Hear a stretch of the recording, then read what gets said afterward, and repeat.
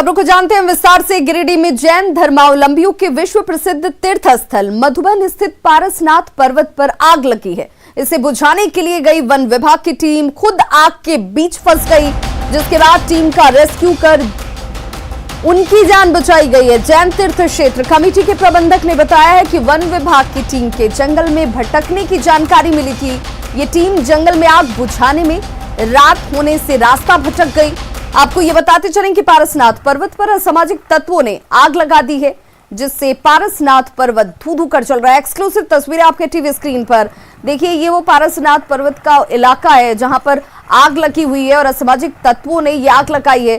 Team यहां पर पहुंची थी रेस्क्यू करने के लिए, इस आग को काबू में करने के लिए, लेकिन रात और अंधेरा होने की वजह से वो रास्ता भटक गई और इस आग के बीच वन विभाग की टीम खुद ही फंस जाती है। अधिकारियों की माने तो आग पर काबू पा लिया गया है और इन सभी रेस्क्यू टीम के सदस्यों को भी सुरक्षित बाहर निकाला गया। धनबाद में झरिया थाना क्षेत्र के शिमला बहाल जंगल में कल देर रात अचानक आग लग गई। अगलगी में पेड़ पौधों के साथ जीव जंतु भी जल गए हैं। जंगल में लगी आग काफी भीषण रूप ले चुकी है। हालांकि आग कैसे लगी इसकी जानकारी अभी तक सामने नहीं है, लेकिन जंगल में लगी आग करीब 3 किलोमीटर तक फैल चुकी है और इस आगजनी में कोई हताहत नहीं हुआ, लेकिन आग से निकलने वाले धुएं की वजह से आसपास रहने वाले लोगों को सांस संबंधी परेशानी जरूर हो रही है। ऐसे लगी उसका कोई जानकारी नहीं है, बट ये आग जो है ये आपको झरिया साइड इस तरफ से ही आ रही है। आग जीव जंतु या तो भाग गए होंगे या जल गए होंगे। घर का ऐसा आग से तो नुकसान नहीं होगा, लेकिन जो धुआं है उससे नुकसान होगा। जो रहने वाले लोग हैं थोड़ा सांस लेने में तकलीफ होगा। धनबाद की झरिया में घर में भीषण आग लग गई, जिससे इलाके में अफरा तफरी मच गई। घर से निकलने वाले आग की लपटों को देखकर लोगों में भगदड़ मच गया। बाद में मौके पर पहुंचे दमकल कर्मियों ने कड़ी मशक्कत के बाद आग पर काबू पाया। बताया जा रहा है कि कपिल यादव बिचाली के कारोबारी हैं, मशीन से पुआल की कटाई करते हैं और ऐसे में मशीन चलाने के लिए ड्रम में डीजल और मोबिल रखा हुआ था।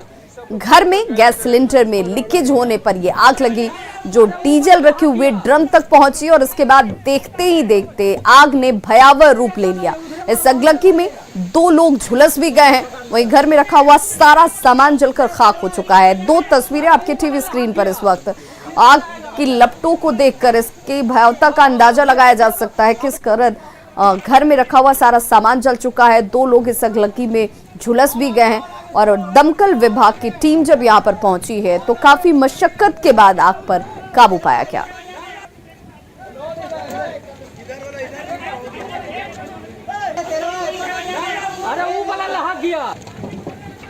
सब लोग खाली का गैलन टैलेंट में अरे वो वाला लहा गया ये जाना है उधर मरवाओ। झारखंड में लगातार तीसरे दिन 700 के आसपास कोरोना मरीज सामने आए हैं। कल राज्य में 694 संक्रमित मरीज पाए गए, जिनमें रांची में ही अगर बात की जाए तो आधे से अधिक यानी कि 368 नए संक्रमित सामने आ चुके हैं। कल राज्य में कोरोना मरीजों की संख्या 694 दर्ज की गई और पिछले 3 दिनों से 350 से अधिक कोरोना संक्रमित सामने आ रहे हैं। कोरोना के एक्टिव मरीजों की संख्या की अगर बात की जाए तो 3908 तक ये संख्या पहुंच चुकी है और बढ़ते संक्रमण के साथ लगातार रिकवरी रेट जो है वो घट रहा है और ये चिंता का विषय इस वक्त राज्य में केवल चतरा और सरायकेला खरसावां ही एक ऐसा जिला है जहां अभी तक कोई संक्रमित नहीं मिला है। इसके अलावा तमाम हर जिले से संक्रमितों की संख्या अब सामने आने लगी है और ये इस वक्त सबसे बड़ी परेशानी का सबब बनती हुई कोरोना के एक्टिव मरीजों की संख्या अब 3908 तक पहुंच गई है।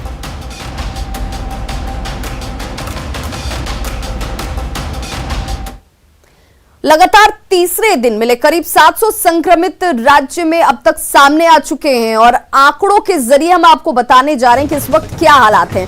सतर्क रहें, सुरक्षित रहें। राज्य में 694 मरीजों में रांची से ही 368 केसेस सामने हैं। रांची में 3 दिनों से 350 से अधिक केसेस हर रोज सामने आ रहे हैं। कोरोना के एक्टिव केस की संख्या की अगर बात की जाए तो 3908 तक ही अब ये संख्या पहुंच चुकी है। वहीं केवल रांची में कोरोना के 2196 एक्टिव केस इस वक्त हैं। अब तक 1112 मरीजों ने संक्रमण की वजह से अपनी जान गंवा दी है। 1,25,558 लोग कोरोना पॉजिटिव अब तक हुए हैं, जो आंकड़े दर्ज किए गए हैं। और रिकवरी रेट 98% से घटकर अब ये 96% तक पहुंच गया है। संक्रमण बढ़ने में मोर्टेलिटी रेट भी 0.8% तक पहुंच चुकी है। और अब तक 15,294 सैंपल्स की जांच की गई है। लगातार तीसरे दिन करीब 700 से ज्यादा संक्रमित मरीज सामने, और ये परेशानी का सबब इस वक्त बनते हुए।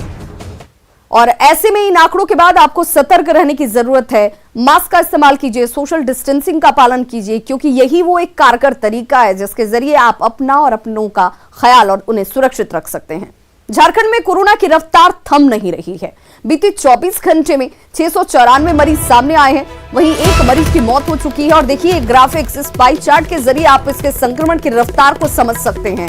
तारीख दर तारीख आपके सामने वो आंकड़े हैं। 29 मार्च को जो संख्या 155 थी, वो 30 मार्च को 418 तक पहुंच जाती है, और उसके बाद 31 मार्च को 693, 1 अप्रैल को ये संख्या 690, और 2 अप्रैल आते आते ये 694 तक पहुंच गई है। इससे ये साफ समझा जा सकता है कि आपकी छोटी सी लापरवाही आपकी जान पर कितनी भारी पड़ सकती है। सुरक्षित रहें और ऐसे में सोशल डिस्टेंसिंग का पालन करना न भूलें। तो झारखंड में कोरोना की दूसरी लहर सरकार, प्रशासन और आम लोगों के लिए परेशानी का सबब बनती जा रही है। लाख कोशिशों के बावजूद जागरूकता की कमी और लापरवाही की वजह से संक्रमण लगातार फैल रहा है। रांची से कोरोना अपडेट दे रहे हैं संवाददाता संजय कुमार सिन्हा। राज्य भर में कोरोना की दूसरी लहर रुकने का नाम नहीं ले रही है। जिला कोई भी हो, लेकिन संक्रमण की रफ्तार लगातार बढ़ती जा रही है। शुक्रवार को राज्य भर में कुल 16,943 सैंपल की जांच की गई, जिसमें 694 संक्रमितों की पहचान की गई। रांची में सबसे ज़्यादा 368 नए संक्रमित मिले हैं। इस तरह राज्य भर में कुल एक्टिव केस की संख्या बढ़कर 3908 हो गई है। धनबाद में एक कोरोना संक्रमित की मौत के साथ अब कोरोना से मरने वालों की संख्या 1115 हो गई है। लेकिन सबसे जो कह सकते हैं कि ताज्जुब की बात यह है कि रिकवरी रेट घटकर 96% हो गया, और डबलिंग डेज भी साथ में घटा है, जो कि चिंता की बात है। और दूसरी बात यह सामने आई कि शुक्रवार को रिम्स में कोरोना जांच नहीं हो पाई। हालांकि प्रबंधन ने अपनी गलती मानी है, और दरअसल केंद्र सरकार की ओर से जो अवकाश का दिन जो घोषित किया गया था, लेकिन अवकाश के दिन घोषित करने के बावजूद वैक्सीनेशन अभियान को जारी रखने का आदेश दिया गया था। बावजूद रिम्स के कोविड वैक्सीनेशन सेंटर पर ताला लटका मिला। जाहिर है, जब ऐसे हालात में सब कुछ कोरोना को लेकर के अलर्ट मोड में हो, तो फिर जो लापरवाही है कतई बर्दाश्त नहीं की जा सकती। ज़रूरत इस बात की है कि हम समय रहते संभल जाएं, साथ ही जो कोरोना को लेकर सरकार की गाइडलाइंस है उसको ईमानदारी से फॉलो करें। कैमरामैन संत के साथ संजय कुमार सिन्हा, न्यूज़ 18 रांची। रांची के बिरसा मुंडा एयरपोर्ट पर मेंटेनेंस की वजह से इन दिनों सुबह में ही काफी ज्यादा यात्रियों की भीड़ उमड़ रही है। लेकिन इनमें सबसे अचरज की बात यह है कि सुबह में दूसरे राज्यों से पहुंच रहे यात्रियों की जांच के लिए कोई मेडिकल टीम एयरपोर्ट के बाहर मौजूद नहीं रहती। ऐसे में दूसरे राज्यों से पहुंच रहे यात्री बिना किसी भी मेडिकल जांच के अपने गंतव्य की तरफ रवाना हो रहे हैं, और इससे में संक्रमण का खतरा लगातार बढ़ रहा है। रांची के बिरसा मुंडा एयरपोर्ट का जायजा लिया हमारे सहयोगी संजय कुमार सिन्हा ने। ये नज़ारा किसी रांची रेलवे स्टेशन का नहीं किसी बस स्टैंड का है। ये नज़ारा है रांची के बिरसा मुंडा एयरपोर्ट का, जहाँ आप देख सकते हैं कि कितनी ज़्यादा संख्या में यात्रियों की भीड़ उमड़ी है। दरअसल इसके पीछे की जो मुख्य वजह है कि बिरसा मुंडा एयरपोर्ट पर इस समय final layer of the runway का काम चल रहा है, और रनवे का काम 11 बजे से शुरू होता है, शाम 5 बजे तक चलता है, जिस वजह से सभी फ्लाइट्स जो है 11 बजे से शाम 5 बजे तक की रीशेड्यूल कर दिया गया है। और रीशेड्यूल होने की वजह से सुबह 10:45 तक रांची से करीब 13 फ्लाइट्स यहाँ से उड़ान भर रही हैं, और 12 फ्लाइट्स बाहर से पहुँच रही हैं, जिस वजह से यहाँ पर काफ़ी ज़्यादा भीड़ उमड़ी है।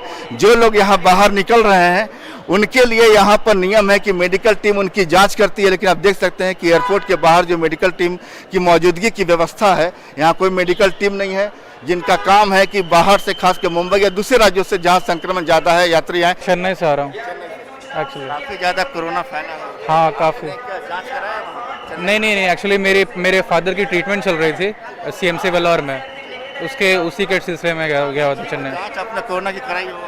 नहीं, वहाँ तो कुछ वैसा कोरोना का चेकअप वगैरह नहीं हो रहा है। बिल्कुल, आप देख रहे हैं कि यहाँ पर जो लोग बाहर से भी आ रहे हैं, क्या कहाँ से आ रहे हैं? चेन्नई से जी। कोई जांच आपने कराई है क्या वहाँ? नहीं, कोई जांच नहीं।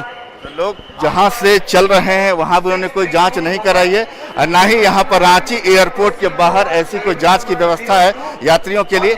हम और कुछ लोगों से बात, सर कहाँ से आ रहे हैं? दिल्ली से। कोई सर दिल्ली में जांच कुछ ऐसी व्यवस्था आपने चलने से पहले कराई हो दिल्ली में कोरोना की? नहीं करवाया नहीं। रेलवे एयरपोर्ट पर क्या हुआ, अंदर में कोई जांच हुई? हाँ, जो जांच करते हैं साधारणतः वो किए हैं। हाँ। कोई ऐसा कोरोना जांच जो आपने नहीं करवाई हो, अंदर करवाई गई हो? उस तरह का नहीं हुआ है। तब देख सकते हैं कि किस तरीके से यहाँ व्यवस्था है। बिल्कुल, कहाँ से आ रहे हैं?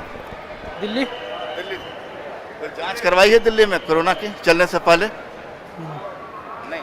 टेम्परेचर खाली नापा गया था बस। तो रांची एयरपोर्ट नहीं, वहाँ भी अरे यहाँ भी क्या नापा गया? यहाँ भी टेम्परेचर नापा गया। लोगों की भारी भीड़ है, और भारी भीड़ की जो जांच होनी चाहिए नियम के तहत, जो प्रशासन की तरफ से जो निर्देश है कि यहाँ पर मेडिकल टीम रहेगी, लेकिन मेडिकल टीम नदारद है, उल्टे भीड़ काफ़ी ज़्यादा है रिशेड्यूलिंग की वजह से। ऐसे हालात में अगर राजधानी रांची समेत राज्य भर में कोरोना बढ़ता है तो उसका जिम्मेदार कौन होगा? संजय कुमार सिन्हा, न्यूज़ 18 रांची। और वैसे ही सिमडेगा में भी तेजी से कोरोना वायरस अपना पांव पसार रहा है, लेकिन आम तो आम खास भी सरकार के गाइडलाइंस का पालन नहीं कर रहे। सिमडेगा के विधायक भूषण बड़ा कुरडेग के ग्रामीणों से मिले, और लेकिन इस दौरान उन्होंने ना तो सोशल डिस्टेंसिंग का पालन किया और ना ही उनके चेहरे पर मास्क ही नजर आई। विधायक खुद मास्क नहीं पहन रहे, लेकिन दूसरों को नसीहत वो जरूर दे रहे हैं।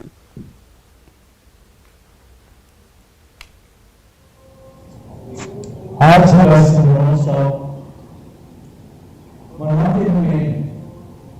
जिला में रहने वाले जितने भी हमारे लोग हैं उनसे यही हमारा कहना है कि वे अपना जो भी सरकार का जो गाइडलाइन है उसका पालन करें, अपना डिस्टेंसिंग यानी कि उसका फॉलो करें, और ज़्यादा भीड़ भाड़ में ना रहें। सभी लोग मास्क अपना मुंह ढाँक के चलें, और जो भी जैसे खाने पीने का जो है बासी खाना वगैरह सब, ठंडा पानी सब, फ्रिज का ज़्यादा प्रयोग ना करें, AC का ज़्यादा प्रयोग ना करें। हजारीबाग में बड़ा झील के एक हिस्से में मिट्टी भरकर मेडिकल कॉलेज के लिए टंकी और सफाई संयंत्र बनाने का काम जारी है। PHED की ओर से शुरू किए गए इस काम की जानकारी मिलते ही शहरवासी इसके विरोध में उतर आए। वहीं विधायक और मेयर के साथ दूसरे लोगों ने भी मौके पर पहुंचकर काम को बंद करवा दिया। दरअसल नगर निगम के बिना NOC के ही PHED की ओर से निर्माण कार्य करवाया जा रहा है। इधर जनप्रतिनिधियों और शहरवासियों का भी ये कहना है कि किसी भी हालत में झील में किसी तरह का निर्माण कार्य नहीं होने देंगे।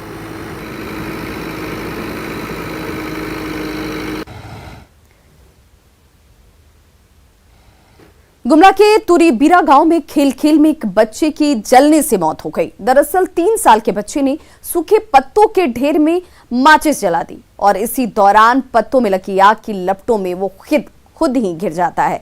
रोने की आवाज सुनकर परिजन दौड़ते हुए पहुंचे, लेकिन तब तक बच्चा गंभीर रूप से झुलस गया था। उसे परिजन इलाज के लिए हॉस्पिटल लेकर आए, जहां प्राथमिक इलाज के बाद डॉक्टरों ने उसे रेफर कर दिया, लेकिन गंभीर रूप से झुलसे बच्चे की मौत हो गई। धनबाद में BCCL सिजुआ के क्षेत्रीय कार्यालय में अधिकारियों ने नियम की धज्जियां उड़ा दी। होली के दिन ऑफिस में शराब पार्टी का आयोजन किया गया। इतना ही नहीं, इस दौरान शराब के नशे में अधिकारियों ने जमकर डांस किया। अब इनका एक वीडियो सोशल मीडिया पर बेहद तेजी से वायरल हो रहा है। सोशल मीडिया पर वायरल इस वीडियो में नशे में धुत BCCL अधिकारी झूमते हुए आपको नजर आ रहे होंगे। इतना ही नहीं, टेबल पर शराब भी परोसी गई है। हालांकि न्यूज़ 18 इस वीडियो की पुष्टि नहीं करता है, लेकिन वीडियो वायरल होने के बाद GM ने कहा कि आरोपी अधिकारियों के खिलाफ विभागीय कार्रवाई की जाएगी।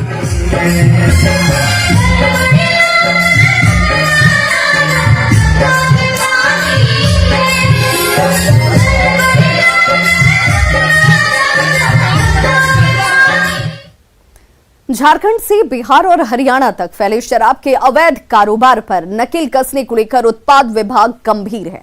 विभाग ने काली सूची बनाई है। जिसमें रांची के 25 शराब माफियाओं के नाम शामिल हैं। अब नहीं बचेंगे शराब माफिया। 25 माफिया की लिस्ट तैयार। हर गतिविधि पर पुलिस की नजर।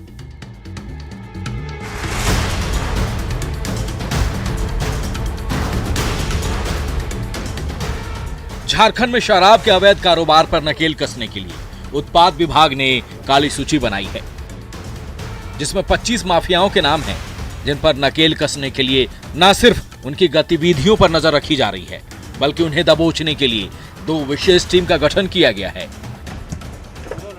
पंकज परसून है, वो भी बेल पर है। इस तरह बहुत सारे अपराधी है जो फॉरेन लेकर काम करते हैं, कुछ देसी और स्प्रीट का काम करते हैं। हेतु हराटाड़ ये सब में है, उसमें भी बहुत अपराधी तत्व हैं। उनके विरुद्ध में हमेशा हम लोग छापेमारी सब करते हैं। बहुत काली सूची में रांची के जिन शराब माफियाओं के नाम हैं, उनमें नगड़ी के बालकर्ण महतो और जटलू महतो, चान्हो के गुड्डू साहू और विष्णु साहू, मांडर के सुनील और सिल्ली के विष्णु पोद्दार, हराटाड़ हेतु के गंगा साहू, बाबू और बिहारी, खोचर के सोनाराम और मोनाराम, नामकुम जोरार के नरेश सिंघिया, हुनरू हेतु के राजन साहू, बुंडू के आनंद साहू, पंडरा के पंकज परसून, कठल मोड़ के नागेंद्र सिंह, पिठोरिया के बालमुकुंद निराला और शक्ति, 10 माइल के सौरभ साहू और चंदवे के संजय साहू के नाम शामिल हैं। कोई भी अवैध शराब का प्रोडक्शन या किसी तरीके का ट्रेडिंग नहीं हो, इस पर लगातार हम लोग नज़र भी रखे हुए हैं। एसपीज के द्वारा, डिस्ट्रिक्ट्स के द्वारा जो कार्रवाई की गई जा रही है, उसका भी रिव्यू किया जा रहा है और सभी प्रकार का सहयोग संबंधित विभाग को देने के लिए भी निर्देश दिया गया है। अरुणाचल और हरियाणा की शराब के महंगे ब्रांडों की बोतलों में रिफिलिंग से लेकर बात चाहे नकली शराब बनाने की हो या फिर शराब के अवैध कारोबार की, कई ऐसे मामले हाल के दिनों में उजागर हुए हैं। बावजूद तेजी से यह कारोबार फल फूल रहा है। ऐसे में देखना होगा कि उत्पाद विभाग की नई रणनीति कितनी कारगर साबित होती है। प्रकाश, न्यूज़ 18 रांची। तो खबरों का सिलसिला लगातार जारी है, आप देखते रहिए न्यूज़ 18 बिहार झारखंड।